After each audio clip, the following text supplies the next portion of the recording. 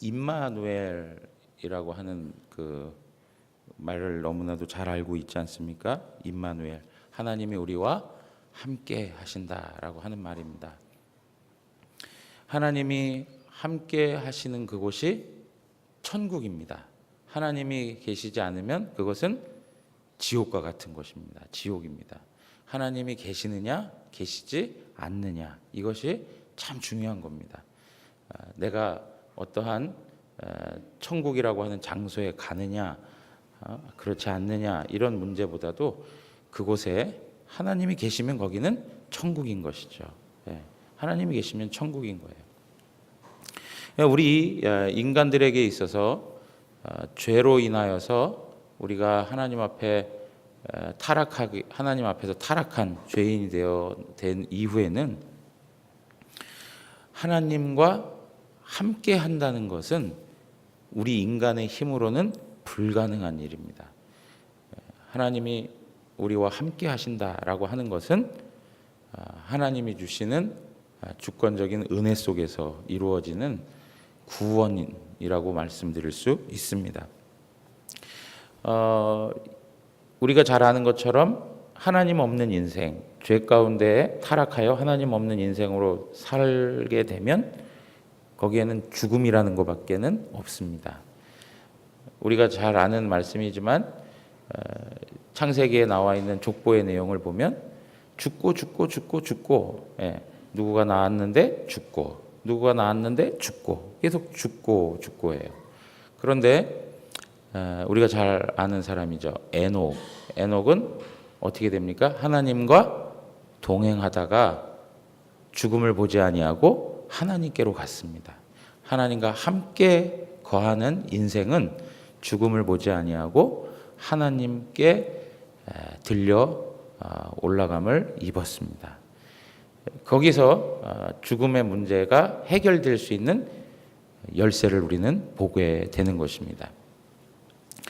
하나님과 함께 한다는 것이 이만큼 중요한 문제인 것인데요. 하나님과 함께 한다라고 하는 것을 성경에서 가장 잘 보여주는 게 무엇이냐면 성막 혹은 성전, 이러한 방식으로 하나님께서는 그 백성들 가운데 함께 하신다라고 하는 의미를 우리들에게 말씀해 주고 있습니다. 여러분, 성전하면 무엇과 관계된 것입니까? 하나님을 예배하는 것, 하나님을 경배하는 것과 관계된 그러한 곳입니다. 그런데 하나님을 예배하고 경배하는 것에는 두 가지의 그러한 그 내용이 있는데, 첫째는 무엇이냐면 하나님을 경배하는 곳이 어디냐, 이것이 참 중요해요. 하나님을 경배하는 곳이 어디인가가, 이게 중요한 내용인 것이죠. 아무데나 성전이 세워지지 않습니다. 하나님께서 어떻게 하시죠? 인도하신 그곳에, 하나님께서 지정하신 그곳에 성전이 세워지고 거기에서 뭐가 이루어집니까? 예배가 이루어지고 있다는 거예요. 그러니까 예배에 있어서 가장 중요한 내용 중에 하나는 무엇이냐면 어떠한 곳이냐라고 하는 것이죠. 그런데 하나님을 예배하는 그곳이 어떤 곳이었냐면 성경을 이렇게 살펴보면 주로 하나님이 나타나셔서 하나님의 임재가 있었던 그런 장소가 바로 하나님을 예배하는 장소였다, 이렇게 말할 수 있는 것이죠.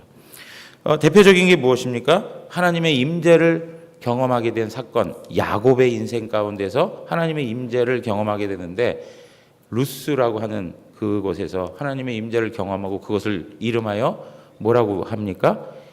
베델이라, 이렇게 말합니다. 베델. 하나님의 집이다라고 이야기합니다. 베델이라. 그리고 우리가 잘 알고 있지만 아브라함이 이삭을 바치려고 했던 산이 어디죠? 모리아산이에요. 모리아산. 그곳에 하나님의 임재가 있었고 거기에서 하나님을 예배함이 있죠. 이제 그것이 결국에는 나중에 무엇으로 됩니까? 예루살렘으로 이렇게 되어지는 것을 볼 수 있습니다. 그러니까 하나님을 예배하는 것에 있어서 중요한 내용 중에 하나는 어떤 장소냐라고 하는 것이 중요하다는 것입니다.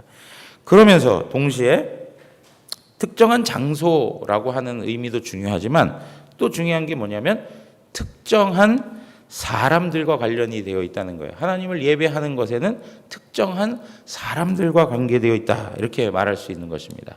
그래서 성경 우리가 뭐 다 찾아보지 않겠지만 어떤 경우에 보면 나의 아버지의 하나님, 뭐 너의 아버지의 하나님, 야곱의 하나님, 아브라함의 하나님, 이삭의 하나님, 그죠? 우리 조상들의 하나님, 이런 식으로 해서 그 사람들과 함께 하셨던 하나님에 대하여서 말씀해주고 있는 것을 볼 수 있어요.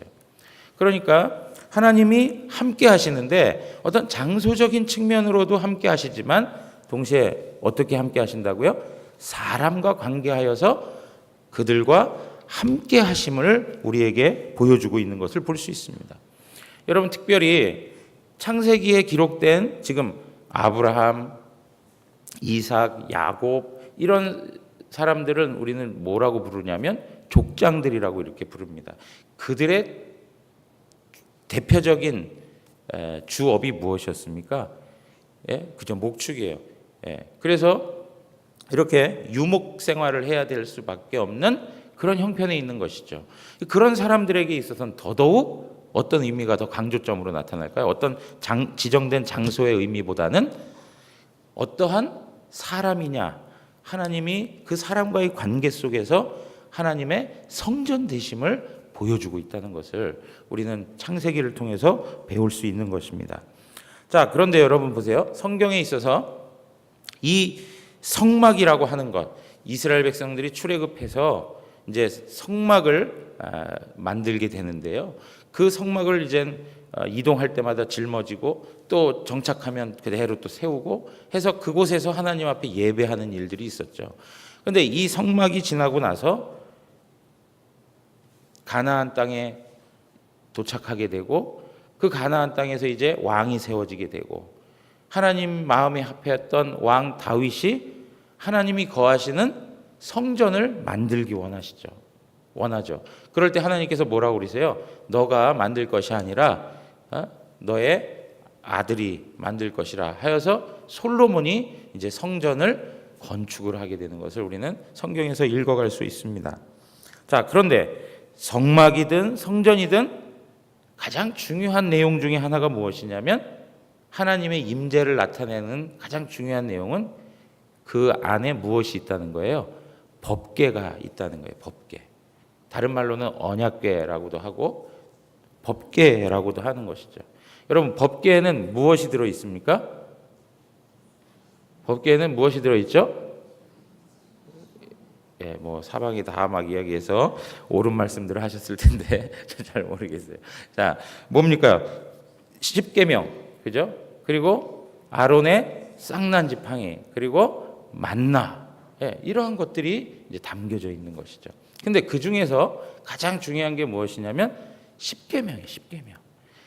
이 내용이 중요한 이유는 뭐냐면 하나님께서 그 법궤를 통해서 하나님이 그 백성들과 함께 있다고 하는 것을 드러내 주시는 건데, 하나님의 임재, 하나님이 그 가운데 함께 하신다는 것을 보여주시는 건데, 그 임재를 경험한 백성들은 무엇을 따라 사는 것이죠? 하나님께서 말씀하신 율례와 법도를 따라 살아가야 하는 책임이 있는 것이죠. 그러니까 하나님의 거룩한 임재가 있으면 그 임재가 요구하는 거룩한 백성의 삶이 있어야 된다는 거예요. 그러니까 그 백성들이 하나님 앞에 살아갈 때 하나님이 그들을 무엇으로 다스린다는 거예요? 결국에는 하나님 말씀으로 다스린다는 것을 우리에게 설명해 주고 있는 거예요. 하나님 말씀으로 다스리신다. 자, 그래서요, 이 법궤라고 하는 것이 이 하나님의 임재의 상징으로 아주 두드러지게 나타나는 사건이 있는데 우리 한번 말씀 찾아보겠습니다. 사무엘 상입니다.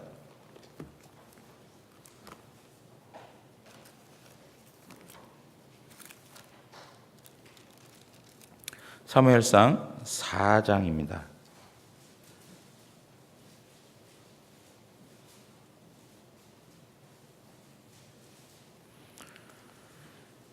자, 3절, 4장 3절 4장 3절 다 같이 읽겠습니다.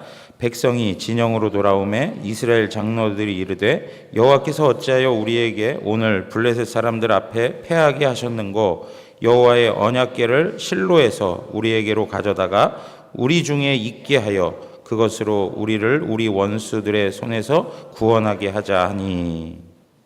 그러면서 이에 백성이 실로 사람을 보내어 그룹 사이에 계신 만군의 여호와의 언약궤를 거기서 가져왔고 엘리의 두 아들 홈리와 비느하스는 하나님의 언약궤와 함께 거기에 있었더라. 그렇게 얘기해요.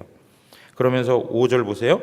여호와의 언약궤가 진영에 들어올 때에 온 이스라엘이 큰 소리로 외치며 땅이 울린지라. 뭐 때문에 그럴까요? 바로 하나님이 함께하고 계시다는 거예요. 하나님의 임재가 거기에 있다는 것이죠. 블레셋과의 싸움에서 지게 되거든요. 왜 졌을까? 따져보니까 하나님이 우리와 함께 나가지 아니하신 것 같다. 하나님이 우리와 함께 나가시기 위해서 뭘 가지고 나가는 거죠? 법궤를 가지고 나가는 거예요. 법궤. 그러니까 법궤는 하나님의 임재의 상징으로서 그 역할을 감당하고 있었음을 우리에게 잘 설명해 주고 있는 것이죠. 그래서 이 법궤를 들고 나갔더니 정말 이스라엘 백성들이 사기가 높아지고 이제 우리는 뭐 당연히 이긴 거라고 생각했는데 결국에는 어떻게 됩니까? 그 싸움에서 법궤를 빼앗기는 일을 당하게 됩니다. 법궤를 빼앗기죠. 그래서 자, 사무엘상 4장 19절부터 보시면 엘리의 며느리인 비느하스의 아내가 임신하여 해산할 때가 가까웠더니 하나님의 궤를 빼앗긴 것과 그의 시아버지와 남편이 죽은 소식을 듣고 갑자기 아파서 몸을 굽으려 해산하고 죽어갈 때 곁에 서 있던 여인들이 그에게 이르되 두려워하지 말라 내가 아들을 낳았다 하되 그가 대답하지도 아니하며 관념하지도 아니하고 우리 다 같이 한번 21, 22절 읽겠습니다. 이르기를 영광이 이스라엘에서 떠났다 하고 아이 이름을 이가봇이라 하였으니 하나님의 궤가 빼앗겼고 그의 시아버지와 남편이 죽었기 때문이며 또 이르기를 하나님의 궤를 빼앗겼으므로 영광이 이스라엘에서 떠났다 하였더라. 아멘. 영광이 이스라엘에서 떠났다. 뭘 빼앗기니까는요? 법궤를 빼앗기니까 그러한 고백을 했다는 것이죠. 그러니까 결국에는 이 법궤라고 하는 것이 무엇을 말해주고 있습니까? 하나님의 임재와 그분의 영광을 나타내주고 있는 거예요. 그분의 영광스러움을 나타내주고 있는 거예요. 자, 그런데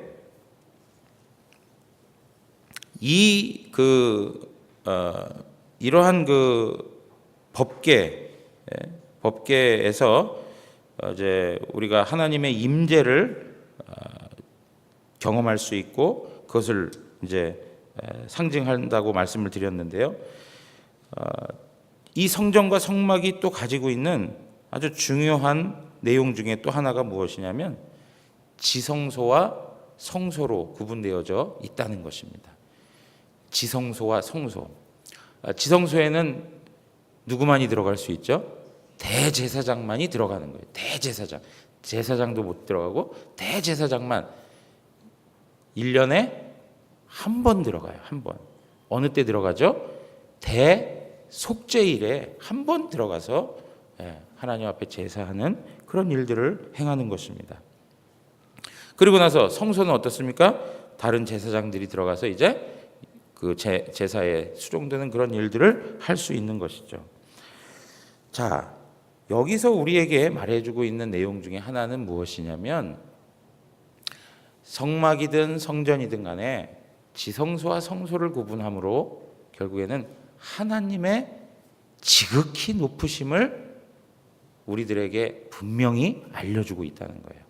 인간으로서는 근접할 수 없는 하나님의 완전한 거룩하심, 지극히 거룩하심이 그 가운데 있음을 말씀해주고 있는 거예요. 그러니까 하나님 앞에 죄 있는 인간들이 함부로 나설 수 있습니까? 없습니까? 나설 수 없죠. 인간들은 하나님을 보게 되면 어떻게 해요? 죽을 수밖에 없는 거예요. 하나님을 보게 되면 죽을 수밖에 없어요. 그 크신 하나님, 그 크신 하나님에 대해서 성경은 우리에게 잘 설명해 주고 있어요. 우리가 잘 아시는 거지만 솔로몬이 여호와의 성전을 건축하고 나서 뭐라고 얘기하는지 아십니까?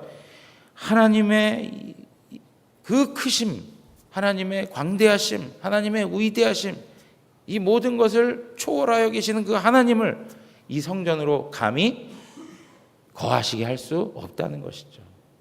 그건 무슨 이야기를 하는 것입니까? 인간의 철저한 한계를 고백하고 있는 것을 볼 수 있어요. 그럼에도 불구하고 하나님께서는 어떻게 하시겠다고요? 그들 가운데 함께 거하시겠다고 성전에 하나님의 임재를 나타내 보여주시는 것입니다. 사랑하는 성도 여러분, 우리가 여호와의 성전이라고 하는 것을 생각할 때마다 무엇을 생각해야 되냐면 하나님의 거룩하심과 하나님의 크고 광대하심을 우리는 생각해야 됩니다. 감히 그 하나님을 우리가 담아낼 수가 없습니다. 우리는 그냥 하나님이 나와 함께 하신다, 하나님이 여기에 계신다 그럴 때 너무나도 그 하나님을 우리의 사고나 우리의 인간적 원리에 이해하기 쉬운 분으로만 생각하는데 하나님을 그렇게 쉽게 이해할 수 있는 분도 아니고 우리의 인간적인 한계로 담아낼 수 있는 분은 아니라는 것이죠. 제가 계속 말씀드리지만 유한한 것이 무한한 것을 담을 수 있습니까? 없습니까? 담을 수 없습니다. 유한한 것이 무한한 것을 담을 수 없어요. 이 세상에 바닷물이 얼마나 많습니까? 그죠? 그 바다가 얼마나 큽니까? 이 유리컵 한 잔에 바닷물을 다 담아낼 수가 있습니까? 담아낼 수 없습니다. 그럼에도 불구하고 하나님께서는 어떻게 하시겠다는 거예요? 하나님이 그 성전에 거하시겠다는 거예요. 성전에 거하시겠다. 그러니까 이러한 내용을 통해 볼 때 우리가 배울 수 있고 느낄 수 있는 건 뭐냐면 그 하나님의 자비하심과 인자하심과 사랑 많으심이 하나님의 임재 가운데 나타나 있다는 것을 우리는 알아야 된다는 거예요. 그냥 하나님이 나와 함께 하신다는 게 그냥 별로 이렇게 그 감동적이지 않지만 사실 그 크신 하나님이 그 성전에 거하신다는 그것만으로도 있을 수 없는 일이라고 열왕기상에서는 말씀해 주고 있는 거예요. 감히 솔로몬의 성전이 아무리 웅장하고 아름답게 지어졌어도 그 하나님을 담아낼 수 없다는 거예요. 그렇게 크신 그 하나님이 우리같이 보잘것없고 연약하고 자격 없고 가치 없는 그러한 인생 가운데 어떻게 하신다고요? 함께 하시고 있다는 거예요. 함께 하시고 있다. 그러니까 하나님 그분의 이름만 부르고 살아도 이게 엄청난 특권 가운데 있는 것을 아셔야 돼요. 하나님 그분을 생각하고 그분을 나의 아버지라고 고백하며 그리고 그분이 내 심령 가운데 함께하고 있다는 그것만으로도 이 자리에 우리 가운데 임하여 계시다는 그것만으로도 우리는 정말 가슴 벅찬 은혜를 입고 살아가고 있다는 것입니다. 그 은혜가 있는 거예요. 자, 여러분 보세요. 성전에 거하시는 그 하나님은 이 모든 만물을 초월하시는 하나님이에요. 그래서 우리가 하나님을 이해할 때 항상 놓치지 말아야 될 것이 있는데 그건 뭐냐면 하나님은 초월의 하나님이시다. 우리의 인간적 수준을 넘어서는 그런 초월의 하나님. 우리의 생각으로 우리의 마음으로 그릴 수도 없고 담아낼 수 없는 그런 초월의 하나님. 영원하신 하나님. 우리 인간이 영원합니까? 영원하신 하나님, 거룩하신 하나님, 전능하신 하나님, 전지하신 하나님, 그 하나님을 우리는 믿고 있다는 것이죠. 뿐만 아니라 그 하나님이 그렇게 우리와 구별되어 계시는 분으로만 존재하지 않고 어떻게 해요? 우리와 함께하고 계시다. 우리와 함께하고 계시다. 우리와 더불어 함께하고 계시다는 것을 말씀해요. 그래서 여러분 성전에 보면 진설병 놓여 있는 거 아시죠? 떡상이라고 그러지 않습니까? 그죠?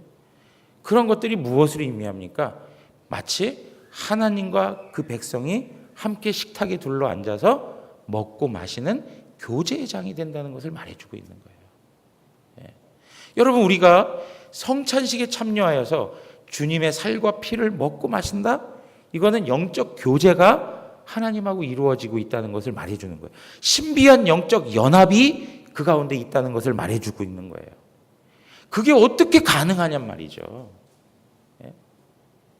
이렇게 불의하고 이렇게 타락하여서 하나님 앞에서 죄됨을 고백하며 고개 들고 살 수 없는 그런 죄인인데도 불구하고 하나님이 어떻게 해요? 식탁으로 초대하셔서 우리와 대면해 주시고 교제해 주시고 있다는 것에 우리는 감사가 있을 수밖에 없는 것입니다. 사랑하는 성도 여러분, 그래서 인간들이 하나님 앞에 나아가 그 성전을 통하여 하나님을 예배할 때 가장 중요한 것이 무엇입니까? 감사가 그 안에 있다는 거예요. 감사가 그 안에 있다. 예.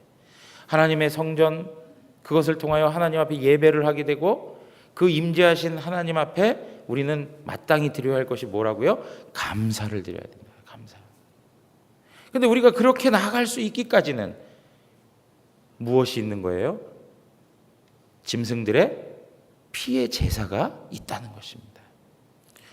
번제단에서 태워지는 제물의 그 희생이 있기 때문에 그 백성들이 그 하나님 앞에 감히 나갈 수 있고 그리고 그 가운데에서 죄사함을 받을 수 있다는 것이죠. 사랑하는 성도 여러분, 우리가 이 장면을 기억하실 거예요. 이사야가, 자, 우리 한번 찾아보죠. 이사야 6장으로 가서 한번 보겠습니다.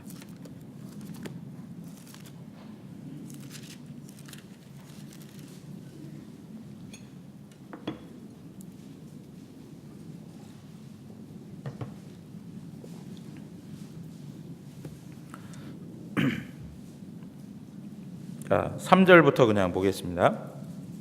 3절부터 5절까지 같이 읽겠습니다. 서로 불러 이르되 거룩하다 거룩하다 거룩하다 만군의 여호와여, 그의 영광이 온 땅에 충만하도다 하더라. 이같이 화답하는 자의 소리로 말미암아 문지방에 터가 요동하며 성전에 연기가 충만한지라. 그때 내가 말하되 화로다 나여 망하게 되었도다. 나는 입술이 부정한 사람이요 나는 입술이 부정한 백성 중에 거주하면서 만군의 여호와이신 왕을 배웠음이로다 하였더라. 만군의 여호와이신 왕을 배웠는데 이사야는 뭐라고 고백하고 있어요?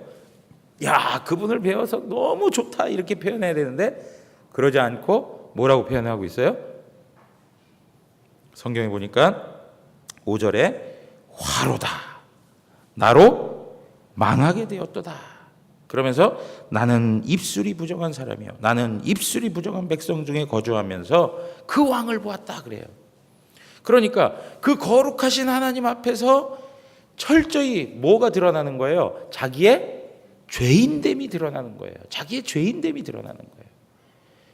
얼마나 자기가 죄인인지 그 거룩하신 하나님을 본 그 이상 때문에 자기가 뭐예요? 죽음을 당할 수밖에 없다는 거예요. 죽을 죄인이라고 하는 것을 이야기하는 거예요. 감히 거룩하신 그 하나님을 쳐다볼 수 없는 죄인임을 고백하는 것이죠. 이 죄인됨이 무엇을 통해서 하나님 앞에 받아들여집니까? 번제단에 희생되는 제물을 통하여서 하나님 앞에 받아들여지는 것이죠. 사랑하는 성도 여러분, 우리가 성전이라고 하는 이 개념을 가지고 있을 때 항상 놓치지 말아야 할 것 중에 하나가 무엇이냐면 그곳에는 중보의 피가 있다는 것을 기억하셔야 돼요. 왜요? 나는 죄인이기 때문에. 하나님의 임재가 있는 그곳에는 항상 무엇이 있다고요? 내가 죄인이라고 하는 고백이 있어야 돼요. 어떤 사람도 내가 죄인 아니고 나는 의롭다라고 고개를 들 수 없는 것이죠. 하나님의 거룩하심과 영광스러움 앞에 우리의 인간의 죄악은 너무나도 무겁고 비참하고 과하여서 그 하나님 앞에 감히 나설 수가 없고, 오직 하나님 살려주십시오라고 하는 고백밖에는 하나님 앞에 할 것이 없죠. 그런데 그러한 죄인임에도 불구하고 하나님께서 희생의 피를 통하여 그 백성들을 품으시는 은혜를 베푸신단 말이죠. 사랑하는 성도 여러분, 이러한 성전의 역사들이 이제 이스라엘 역사 가운데 이렇게 흘러가는데, 안타까운 것은 무엇이냐면 이방 민족들이 들어오면서 여호와의 성전을 회파하고 무너뜨리는 일들이 생겨납니다. 그런데 먼저 그런 일들이 있기 전에 우리가 잘 아는 역사지만 히스기야 시대 때 아수르가 들어와서 포위를 하게 되는데, 그럴 때 하나님께서 그 성전을 보존하시겠다 하시고 그 백성들에게 하나님께서 은혜를 베풀어 주십니다. 이사야 37장 33절에서 35절 가서 보시면 한번 볼까요? 이사야 37장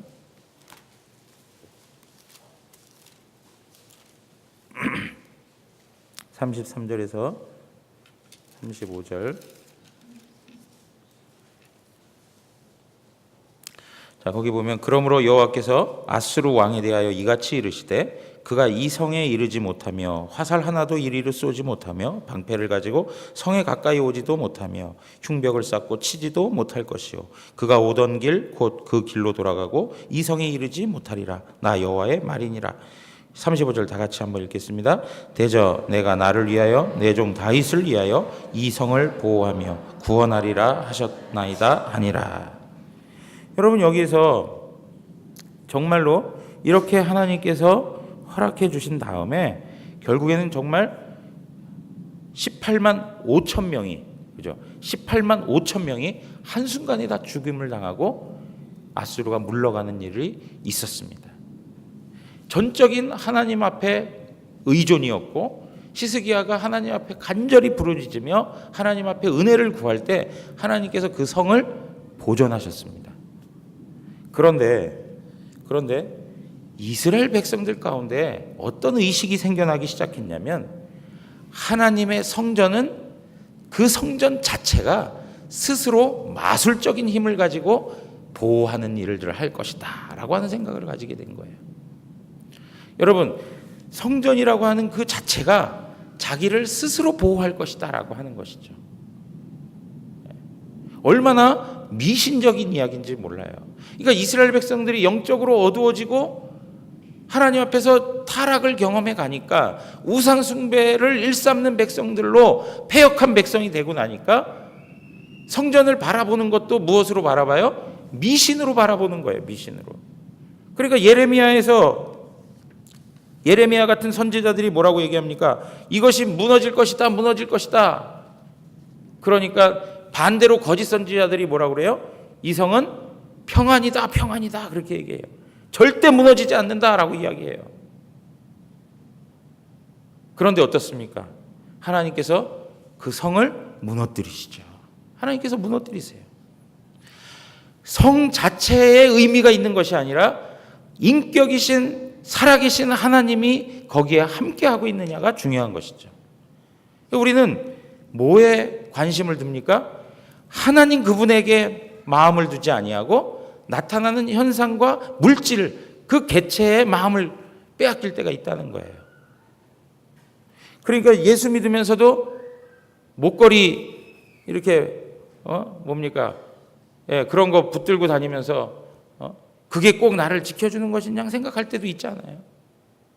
성경, 이 하나님의 말씀, 이 하나님 말씀이 중요한 거 아닙니까? 그죠? 근데 마치 이 책 자체를 신성시하는 그런 일들이 있다면 그것도 아닌 것이잖아요. 사랑하는 성도 여러분, 중요한 건 살아계신 하나님을 만나는 것입니다. 살아계신 하나님과의 인격적인 교제가 이루어지는 것인데, 이스라엘 백성들은 하나님하고의 교제, 하나님 앞에 합당한 영광스러운 예배를 드리지 못하고 모든 것들이 다 미신적인 방식으로 나타나는 그러한 영적 암흑기를 보내고 있는 것입니다.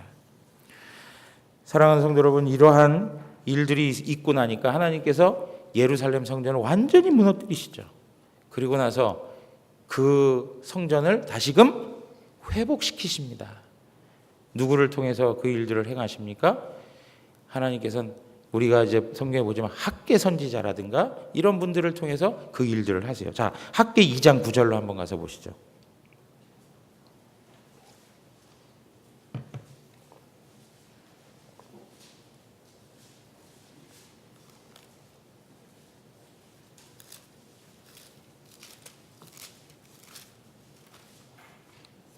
구약성경 1311쪽입니다. 2장 9절 다 같이 읽겠습니다. 이 성전의 나중 영광이 이전 영광보다 크리라. 만군의 여호와의 말이니라. 내가 이곳에 평강을 주리라. 만군의 여호와의 말이니라. 여러분 보십시오. 예루살렘 성전이 무너졌다가 바벨론에서 포로 귀환하여 이제 그들이 했던 일들이 무엇입니까? 예루살렘 성을 수축하는 일이었습니다. 그리고 성전을 짓는 일들이었습니다. 그런데 그렇게 짓고 난 성전이 솔로몬의 성전보다는 너무나도 초라한 거예요. 초라한 거예요. 그런데 오늘 학개서를 통해서 말씀하시는 게 무엇이냐면 이 성전의 나중 영광이 솔로몬의 성전의 영광보다 훨씬 더 영광스럽다는 거예요. 지금 이제부터 이 선지자들을 통해서 하나님께서 우리에게 말씀해 주시는 바가 무엇이냐면 이제는 손으로 지은 성전이 아니라 손으로 짓지 아니하는 하나님의 영광스러운 성전이 있음을 말해주고 있는 거예요. 그래서 여러분 보세요. 이 시기에 바벨론의 포로로 끌려갔던 사람 중에 대표적인 사람이 누구입니까? 바벨론 포로로 끌려갔던 사람 중에 대표적인 사람은 다니엘과 같은 사람이에요. 그죠? 다니엘과 같은 사람은 성전은 없었어요. 그 가운데. 그렇지만 어떻게 해요? 항상 하나님을 향하여 예배적 삶을 살았어요.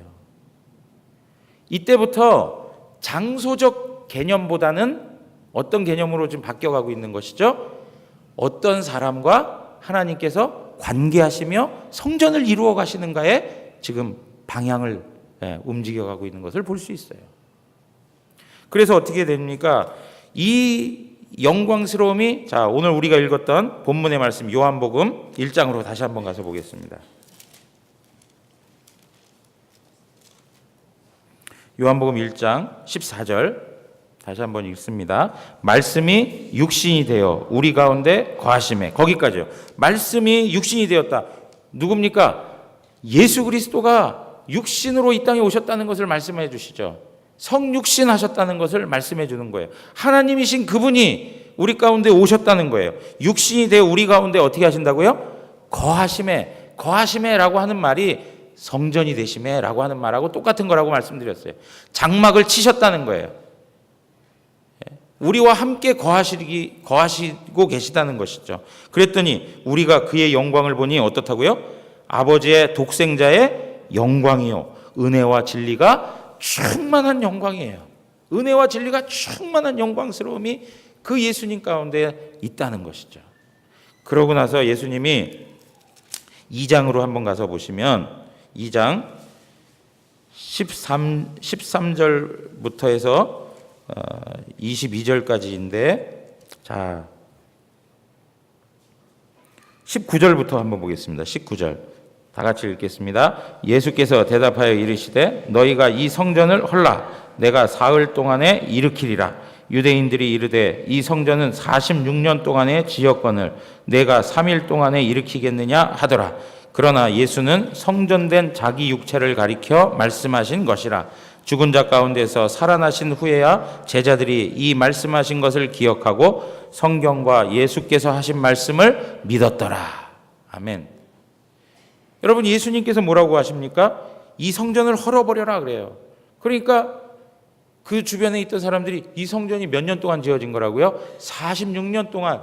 그러니까 바벨론 포로로 와서 스룹바벨 성전이 있었는데 그것을 더 보충하고 증축하고 해가지고 누가 한 거예요? 이 일을요. 헤롯 대왕이 한 거예요. 헤롯 대왕. 그러니까 이 당시의 성전은 사실은 하나님의 은혜 가운데서 하나님의 뜻하심으로 세워졌던 성전이라기보다는 헤롯의 야망 속에서 세워진 거예요. 인간적 욕심에서 세워진 것이 바로 이 헤롯 대왕이 세웠던 이 성전을 두고 얘기하는 것이죠. 그러니까 이 성전은 하나님 보시기에 이제 가치가 있어요, 없어요? 가치가 없는 거예요. 대신 그 성전이 누구에게로 지금 적용되고 있는 것입니까? 하나님의 아들 되시는 예수 그리스도가 성전이시다. 그래서 다시 사흘 만에 일으키리라 라고 말씀하시는데 그게 무엇입니까? 예수님이 죽었다가 다시 부활하실 것을 말씀해 주시는 것이죠. 사랑하는 성도 여러분, 이제부터 다시 한번 이제 정리해서 말씀을 드린다면 예수 그리스도 그분이 성전 되시는 분으로 우리 가운데 오셨습니다. 그분을 우리는 임마누엘이라 합니다. 하나님이 우리와 함께 하신다. 그러므로 우리가 구원을 받았다라고 할 때는 예수 그리스도 아니고는 다른 구원의 이름이 없습니다. 예수 그리스도 그분 안에서만 하나님과 함께 할 수 있습니다. 그분 안에서만 하나님과 함께 할 수 있어요. 그분 안에서만 우리의 죄사함을 받을 수 있고 그분 안에서만 우리는 하나님의 자녀가 되는 권세를 얻을 수 있습니다. 그리고 그분 안에서만 성전의 영광을 누릴 수 있는 것이죠. 그런데 여러분, 이러한 부분에서 이제는 건물이 성전이라는 이름으로 존재하지 않고 이제는 성령님이 마음 가운데 찾아오셔서 거하시면 그것이 무엇가 되는 거예요? 성전이 되는 거예요. 고린도전서 3장으로 가겠습니다. 고린도전서 3장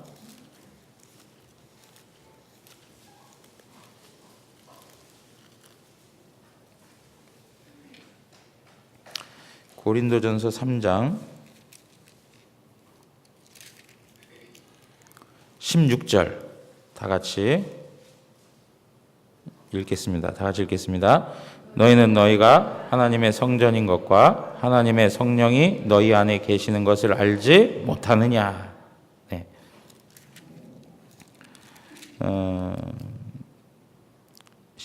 6장 19절로 한번 가서 보세요. 6장 19절도 또 한번 읽겠습니다. 자, 다 같이 읽습니다. 너희의 몸은 너희가 하나님께로부터 받은 바 너희 가운데 계신 성령의 전인 줄 알지 못하느냐. 너희는 너희 자신의 것이 아니라 값으로 산 것이 되었으니 그런즉 너희 몸으로 하나님께 영광을 돌리라. 네. 여러분 보세요. 성령이 우리 가운데 거하십니다. 그러면 그곳이 뭐가 되는 거예요? 성전이 되는 거예요. 제가 좀 전에도 말씀을 드렸지만 자격 없고 정말 인간 죄성으로 가득 차여진 이 심령이 그 크신 하나님이 관심을 두시고 사랑하셔서 우리 가운데 찾아오셔서 우리와 함께 동행하고 계시다는 거예요. 우리 안에 장막을 치시고 나와 함께 하고 계시다는 거. 이것이야말로 은혜 아니고 무엇이냐 말이죠. 세상 많은 사람들이 살아가고 있지만 우리는 하나님과 더불어 사는, 하나님과 함께 사는 성도라는 것. 우리 자신이 여호와의 성전이기 때문에 그 하나님의 거룩하심, 그 하나님의 위대하심을 우리의 삶으로 또한 드러내야 할 필요가 있는 것이죠. 사랑하는 성도 여러분, 예수님께서 성전에 가셔서 돈 바꾸는 자들, 장사하는 자들을 다 치우시고 내 집은 만민이 기도하는 집이라 그렇게 하셨습니다. 하나님의 거룩하심이 있어야 되고 하나님과 교제가 이루어져야 되고 하나님과 만남이 이루어지는 자리가 바로 성전이라는 거예요. 그러면 오늘 우리의 마음이 하나님의 성전이라면 우리의 마음은 어떠해야 할까? 그죠? 오늘 고린도전서 6장 19절에 보면 20절에 보면 뭐라고 그래요? 하나님께 영광을 돌리라. 그거예요. 하나님께 영광을 돌리라. 우리의 마음을 통해서 살아계신 하나님께 합당한 영광을 돌리고 살아가는 것이 성전된 하나님의 백성들의 삶의 모습이어야 한다는 거예요. 사랑하는 성도 여러분, 우리가 성전으로 지음받고 세워져 가고 있는 것은 우리 때문이 아닙니다.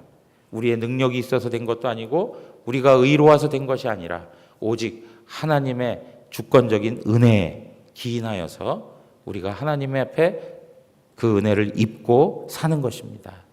오늘도 그 사랑을 다시 한번 감사함으로 하나님 앞에 고백하시면서 우리의 삶의 모습 가운데 하나님이 내 안에 계신 하나님의 사람으로서의 거룩함을 가지고 하나님이 받으실 만한 영광을 돌려드리는 복된 은혜가 있으시기를 주님의 이름으로 축원합니다.